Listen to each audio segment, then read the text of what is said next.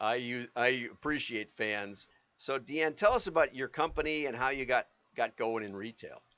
Hi, John. Thanks for having me on your podcast. And it's been fun talking to you. So no sweat. My company is called Hubilate. It's a very odd name, but it's because I was listening to a TED talk with a lovely woman from Spain talking about retirement in Spain and how they call it jubilación, like jubilation, and how it's a time of that they look forward to their whole lives. And so I thought, that's what I want to do when I grow up. I want to do something meaningful and inspiring to me. And so I've called my company Hubilate, just kind of as a play off of that. And I have a background in architecture. I went to school for architecture, got out and started working in the industry, and just through attrition wound up on the strategy side of architecture and helping clients and making sure that what was designed is really what gets built, and working with the contractors, which kind of led to working for the owners, which led to working for their tenants, and just getting a really interesting handle on retail. And I just fell in love with the industry. And one of the things that I think is makes me able to help people is that 360-degree view of retail that I have, from designing it to strategizing about it, understanding the why behind it, both for the customer and for the employees and the business owners, that how operations impact customer experience, that whole 360-degree view of what retail is comprised of and what successful retail looks like. Because everyone talks about the customer experience, but they don't talk about how to make that happen behind the scenes, or they're so focused on gathering data for the employees that they forget the customer needs to like you and enjoy spending time with you. So that's really where my business evolved from. Okay, so what have been some of your favorite clients? You don't have to name the names, but tell us what you liked about working with different companies, and who do you think you did the most, gave the most benefit to? Well, I've worked with just about all the Fortune 500 retailers out there. Home Depot, Best Buy, Target. I've worked with Nordstrom. And I've worked for a lot of small box stores as well. And I've worked with Macy's. I've worked with the chains like Gap and Banana Republic, and just too numerous to mention. Ace Hardware. There's Wow. another one that I love. But what do you do for So them? I mean, I can't even fathom, going over to Kohl's and saying, "Hey, I know a lot and I can help you." And, you know, yeah, it tends to be problem specific. So they have a challenge that they want to solve. And so trying to figure out what that challenge is. And I'll either do one of two things. I'll help understand the motivation and the things that they need to solve for. What is the problem? What does it look like? Why is the problem here? A good example is an unusual customer, but still on the retail side, and that's Cirque du Soleil, the circus, the traveling circus show. wow. So they came to us and had a problem in that they weren't really making a lot of money on the retail side in their traveling shows. They were killing it. They had a handful of permanent locations set up, one at Disney World, for example, and those permanent stores were killing it. But their traveling shows, it wasn't. And so I took a look at that. We analyzed what was going on, and it was really a simple problem. The show itself is magical. You go inside and you have this magical experience, and you're suspended from reality and you're enchanted. And then you leave the show at intermission and you go out into this horrid experience with these little cheap looking rolling carts with merchandise shoved onto them, and it breaks the magic. It is just a letdown, and you really don't want to buy this stuff because you're feeling so let down.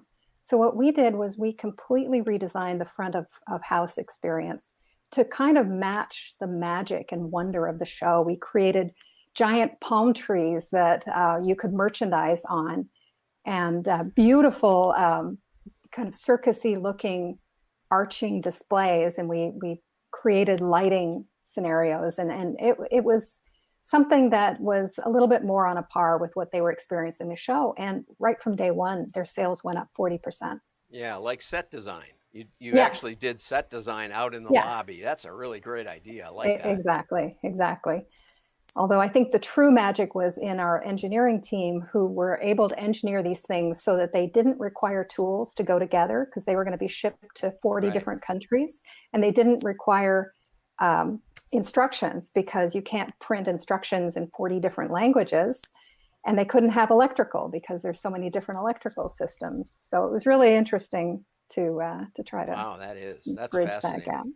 gap. That's a good story. I really like that one. But what would you do for somebody, some boring retailer that's now, because of the pandemic, just reopening and has probably last winter's fashion? Well, I think the biggest issue now, so last year, the pandemic forced all the retailers to look at their online scenario. A lot of retailers didn't have a very good e-commerce platform. They hadn't given it a lot of thought, so they're scrambling to get curbside going, to get their online ordering, to figure out their delivery systems. And it became very successful for them. A lot of retailers saw a huge lift in online sales. They killed it with online sales. But now they're starting to come off of that sort of that drunken binge of COVID, and they're realizing that yet while they made a lot of sales, they didn't make a lot of profit on those sales. So their profit margins are really being challenged. And if they keep going in this direction, they're probably not going to make it long term, because you really can't live on 3% profit margin when you built your business around 28%. So that is what really retailers are dealing with now. And so what I'm trying to do is to go in and analyze where are the points that are affecting their profit margins. Target is a company that is really doing well in the profit margins because they got after it. They examined what was going on, and they've now developed a system that really leverages brick and mortar to support online sales. And consequently, their profit margins are very healthy. Most retailers are not in that position, but for different reasons. Some of them may not be able to deliver in a profitable way. Some are losing too much money through product returns. So any number of reasons. So one of the things I do is go in and figure out what really is going on. Why are you not making those profit margins? And what are the things that you need to do? And let's build a roadmap, because no retailer can do them all at once, of course. And so trying to design a path to profitability for them that fits into a timeline that is acceptable to them if they're private, or shareholders if they're not. Wow, that sounds really great. I like that. Okay. Wow, those are good. Those are good things. Okay, yeah, more profitability. Do you see any retailers that are opening more stores, or are they just sitting pat and No, a lot of retailers are opening stores. And what's interesting to me is they're getting creative, and they're opening their minds to the format of those stores. So if you think about I go back to Target. They're now looking at small urban formats and different styles, sizes, and shapes, so they can really customize the type of Target this particular community needs. So they can do that across the country. yeah, how can I know dollar stores open tons of stores, but how can retail help a community? You mentioned that before when when I Yeah, wasn't recording accidentally. right. That's kind of my vanity statement of why I love retail. And retail really comprises 70% of our GDP. It's our economy runs on retail, and healthy retail means a healthy economy, and healthy communities feed right into that. And we had talked earlier about communities that don't have healthy retail, where you have food deserts, and you have a proliferation of title loan companies and pawn shops, and that is not a healthy community. The crime rates tend to be higher, and the people are struggling. But when you can start to bring in good grocery and healthier retail choices, and give people access to products, to safe environments, and to jobs, then you really start to build that community. And I think retail is on the front lines of making this world a better place. And so that's really my why, underlying why of why I do this, because I want to be part of that, making a world a better place. Wow. Have you got any good story on that one where you actually seen like a little town change or something? Oh, yes, there are. There's a community, Paducah, Kentucky. I've been Is a there, tiny sure. little community, Yeah. and way back when it was on death's door and high crime, no, very low end, poor community. And what the city did was they decided, no, we're going to be an artist community. So they sold houses for $1 to artists who could live in there. They gave them access to very affordable loans. But the deal was you can live in this house, but you also have to open a store. And so now Paducah has become this mecca of an artist community for craft retail. And it's turned that town around. And even because of this, as the town was starting to improve, the Worldwide Quilting Museum decided to open up in Paducah. So now Paducah is known around the world for their crafts and their quilting, especially. Oh, quilting. Well, and there's also a Lowe's in a small town just outside of New Orleans when Katrina hit, and Lowe's really this particular Lowe's took a real hit. And Lowe's had other locations. Lowe's headquarters was looking at this and saying, well, we have other locations. Maybe we just won't open this one. Well, the whole town pitched in and fixed everything that was broken by the storms because they wanted to show HQ. They needed that. They loved the store. This was a big part of their employment. And they all pulled together and made this store reopen. And it has kept their town alive and healthy as a consequence. So retail really plays an important role in healthy culture, healthy economy, and just general well-being. I know that small businesses have been especially hard hit by the pandemic because Walmart and Amazon were allowed to stay open, and oftentimes the little guys were forced to close.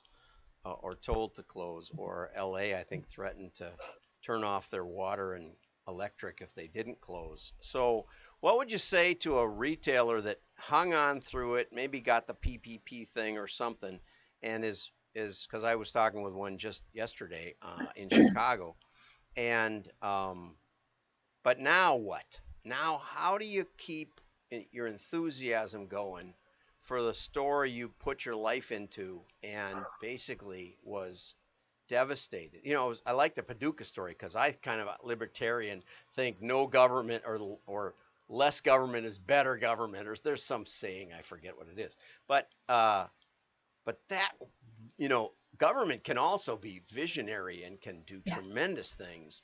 That's a great story. I really like that story. So what do you say now the government's done their thing? Now I'm hanging on by my fingernails. What do you say to little retailers in America? Oh, that's heartbreaking, and it's so challenging because there are so many of those retailers who have put their whole life savings into something, and it wasn't making a killing, but they were hanging on before COVID, and now the future is so uncertain.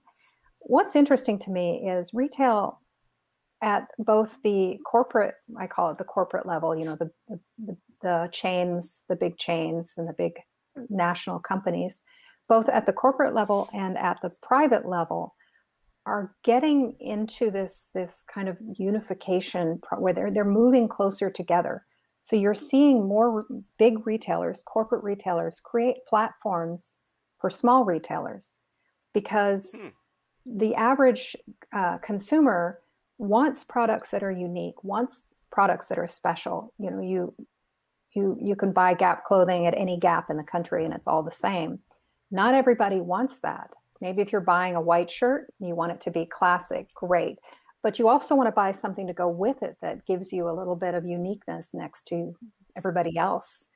and you can't usually get that at some of these chain apparel retailers, for example.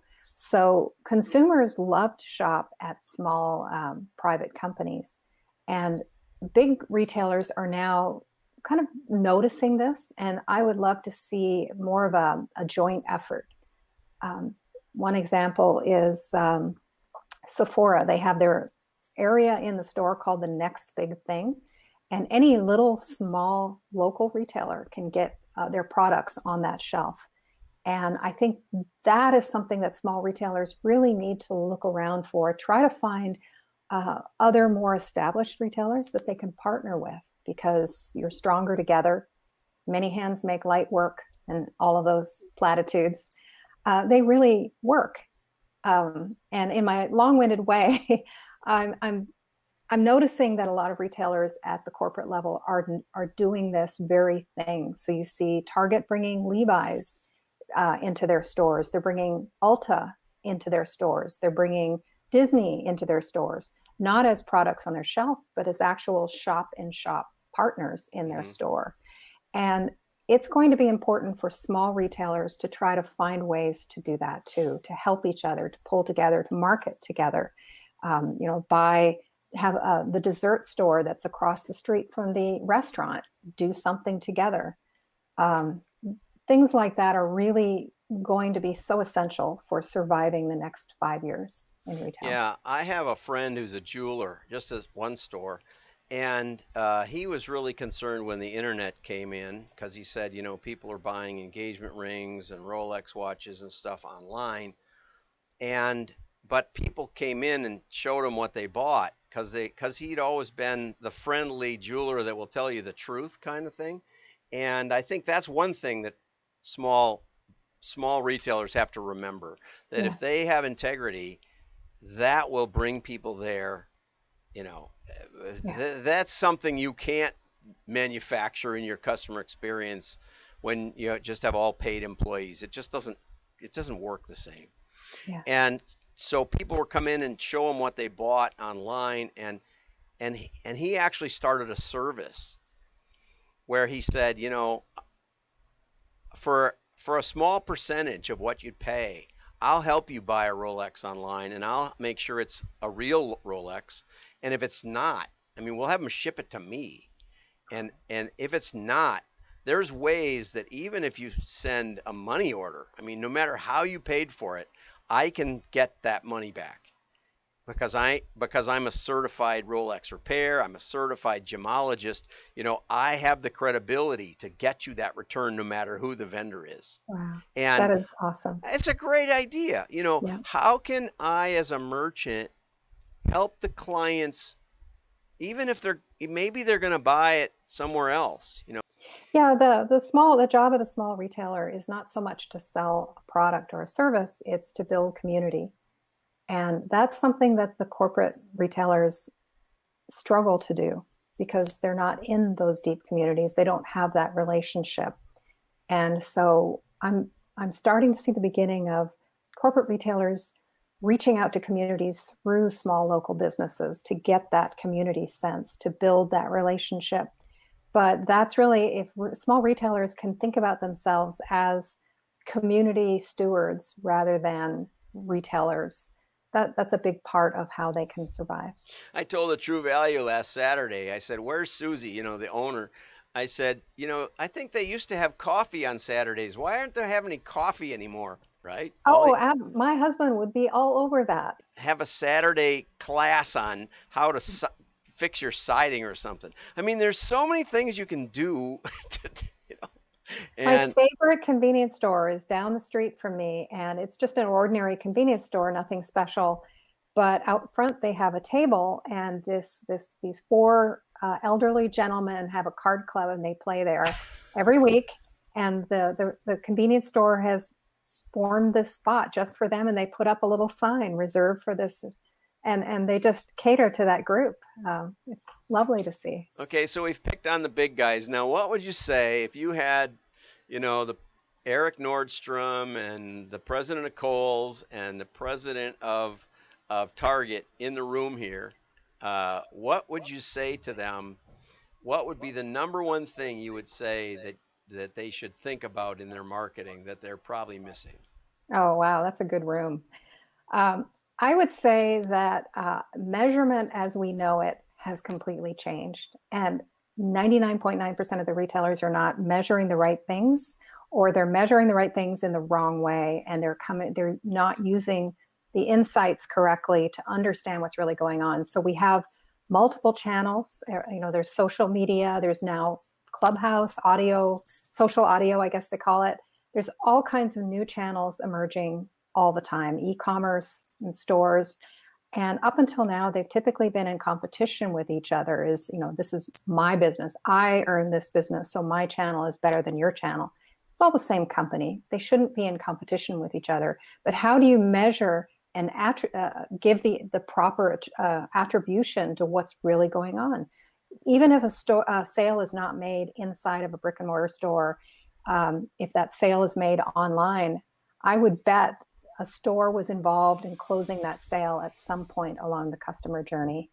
And so measuring that, understanding that, and valuing that are going to be really important. And that expands to these retailers that are now forming partnerships. Nordstrom, Eric has Tonal in his stores. Tonal is that exercise equipment. That's not a product. Oh yeah, I remember seeing that. It's not a Nordstrom sold product. It's a partnership. So how do you attribute how many yoga pants Nordstrom sold to having that Tonal display there? Can you get to that level of detail and understand this partnership is great? It helped us sell back remedies. Yeah, who knows? Back rollers for the people's back pain. So it's really getting to that level and understanding how the customer wants to be served, and how can you help them do more of that. Well, that's a pretty good answer, but that's not the right answer. The right answer is hire me and John Miglosh, and we'll fix your attribution, and we'll show you what's really that would working. be, yes, that is a good answer. We'll sort them out. You know that I pick on everybody on my show every day, so I had to pick on you just a little. You're perfectly allowed. We In should fact, work it's together on encouraged. this, Yes. right? Because Yeah. you know retail and I know data, and we could teach them how to find out for sure. Yeah. Well, the other thing I would say is omnichannel and unified commerce, those are really misnomers, because they are different channels. They're not the same channel. Customers don't expect your online shopping experience to be like the in-store experience, or vice versa. In fact, they want them to be different. But how do you get them to respond and connect to each other and adjust as the customer moves through this journey, so the customer always has the options they need at their fingertips, so they can jump back and forth, they can step out, step back into the customer journey across any channel, and have it work. Well, the technology is really getting retailers to the point where this is achievable. There's a company, I know, a friend of mine, called Go In Store, and it's a software that you can, instead of a chat bot, you have a live staff person. So you could be at home, you could dial up the store, and the employee will come online. Yeah. And so now your employee has the benefit of being able to work from home, and still give excellent customer, one-on-one customer service with a live person who really is engaged because they're happy. Yeah, I liked Home Depot used to say that they had real contractors. Yes. They hired real contractors. I don't know if that's still true or not, but I was in Bed Bath & Beyond on Sunday, and we wanted to buy some baking pans, but they had all the products mismarked.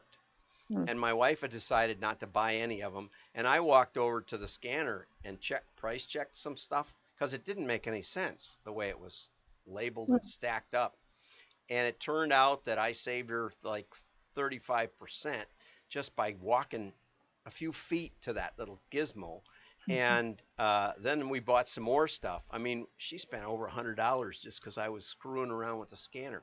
And finally a manager came over, and I said, this is all messed up. And she actually got down and fixed it. But she said it's hard to find anybody these days. That's another challenge for retail. It's just hiring. Well, it is. That's why I liked the Go In Store software, because it kind of brings the store into the online experience. And there's another company called OnQ, and they do the opposite, and they kind of bring the online experience into the store. If you walk into any Costco today, and want to buy a television, I'm you not can allowed test. because when I walk into Costco, I buy a television. And my wife said, "What now? What? You went for pecans and you got a whole television." That Oh happened yeah, literally. but you can you can pull up any kind of information. You can test the TV live in person. You can use your cell phone to test out a television's metrics, to pull up reviews, to understand what's going on. You can run a trailer. And you can pick the trailer that you want to run on this Cool. TV. So now you can go around Costco and turn the same trailer on all of these televisions and compare, as you're in the store, what you're really going to see when you get it home. And that just now you're bringing down the number of returns. You're Yeah, connecting the online experience into the store, but you're still keeping the channels operating in a unique way. I like that.